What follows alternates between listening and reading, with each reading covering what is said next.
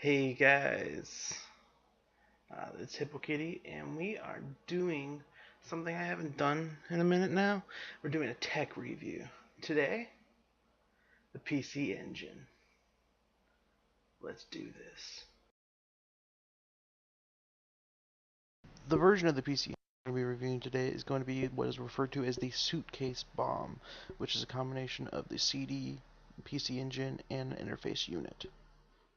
Now, the interface unit itself is pretty cool. It comes with this neat cover, as well as the attachment slots for both the CD, which you can see here is the CD, and there's nothing in it right now, and the PC Engine unit. I have the core graphics, and the game I have in there right now is Double Dungeons. I may do a review of that in the future, but right now I'm just going to leave it as is and put it back in there.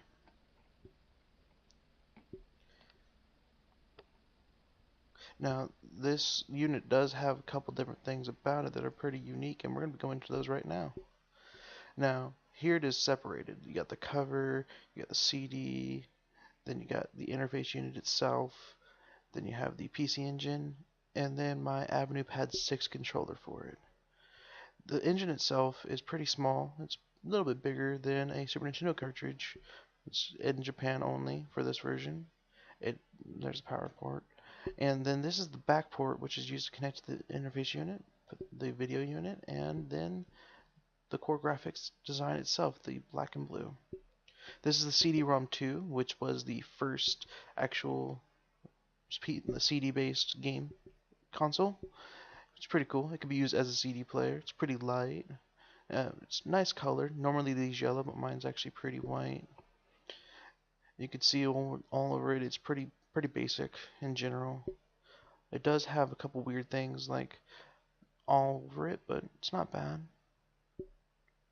This is what the inside looks like. It's a relatively old style without the actual attacher to it. And then, I don't know what that says. The interface unit itself is pretty cool. It adds an extra power ability to it, as well as converting it into RCA output through the connectors right there. It's pretty light. And it has its own power plug, which is different than the actual unit and the CD unit. At the bottom here you see the handle, part of why they call it a suitcase unit. And it's pretty nice. I really like it. It's pretty light and really portable and convenient.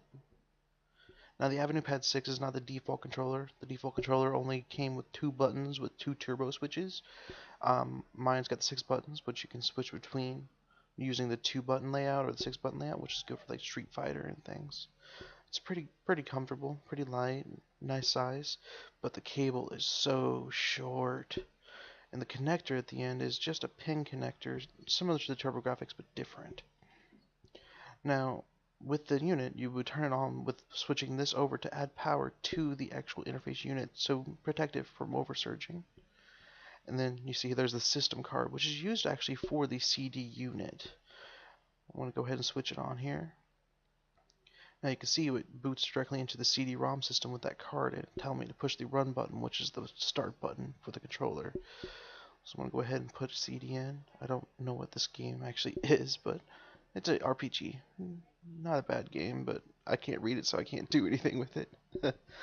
Alright, I'm going to put it in there.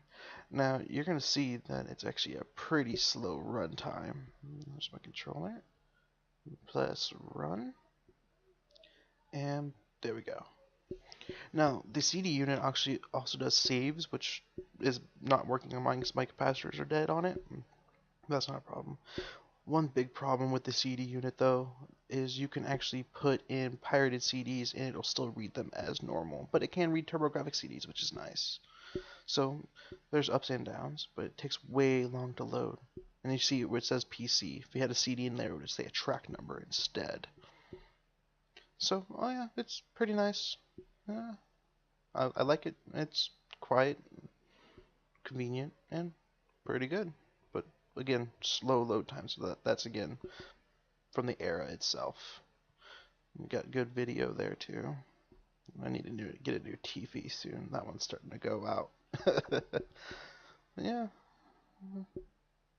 really good graphic coloring and everything, but not a lot of video.